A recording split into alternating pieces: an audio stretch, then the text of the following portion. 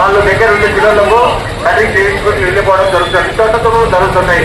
అలా శుభ్రంగా పిల్లలు కానీ ఈరోజు గుడివాడ మహేంద్ర అని ఇలా దారుణంగా కటింగ్ చేయలేదు, గడ్డం చేయలేదని ఆయన రామారావు అనే వ్యక్తి అక్కడ కటింగ్ గడ్డం చేయడానికి పిలిస్తే అక్కడికి వచ్చిన తర్వాత మందు తాగి చేయమంటే మా మహేంద్ర అనే వ్యక్తి, మా మంగళ షాప్ లో పనిచేసే మహేంద్ర నాయ బ్రాహ్మణ సోదరుడు, ఆయన మేము చేయలేము, ఇలా చేస్తే కట్టి తెగితే మళ్ళా ప్రాబ్లం అవుతుంది అని చెప్పే విధంగా చెప్తే ఆయనను దారుణంగా నువ్వు ఈ విధంగా చేయవా అని చెప్పేసి కత్తితోటి మా నాయ బ్రాహ్మణ సోదరుని కత్తితో గొంతు కోసిన విషయం ఈ రోజు మన ఒంగోలులో చూసాము. 2వ తారీఖు ఇలాంటివి అనేది మా నాయ బ్రాహ్మణ సోదరుల మీద ఇలాంటి అఘాయితాలు ఎప్పుడు జరగకుండా ప్రభుత్వం ఖచ్చితంగా రామారావుకి ఖచ్చితంగా చర్యలు తీసుకోవాల్సిందిగా మా నాయ బ్రాహ్మణ కిత్తులూరు సోదరులంతా కలిపి ఈ రోజు ధర్నాకి నిరసనగా తెలియజేస్తున్నాము.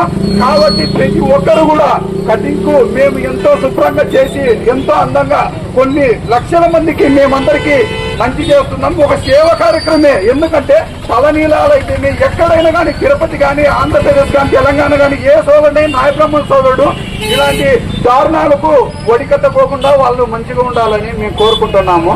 అందులో ఇంకొకటి, ఈ రామారావు వ్యక్తి అనే వ్యక్తిని ఖచ్చితంగా శిక్షించి ఆయనకు మా నాయ బ్రాహ్మణ సోదరుడు మహేంద్రకి ఖచ్చితంగా ప్రభుత్వం తరఫున సాయం చేయాల్సిందిగా మేమందరం మా కిత్తులూరు నాయ బ్రాహ్మణ సోదరులు అందరం కలిసి ఆయనకు నిరసనగా తెలియజేస్తున్నాము.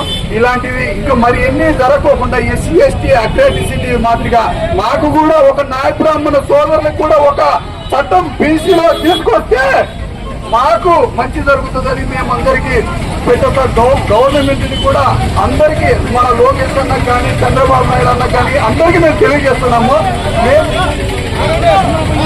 దయచేసి ఈ విషయాన్ని అర్థం చేసుకుని మాకు న్యాయం చేయాల్సిందిగా కోరుతున్నాము.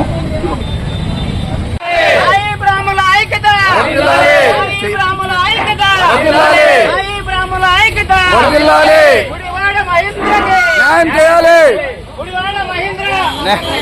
ఈనాడు అనగా నిన్నటి రోజున ఒంగోలు బస్ స్టాండ్ సెంటర్ లో శ్రీనివాస సెలన్ లోని పని చేసి చిన్న అని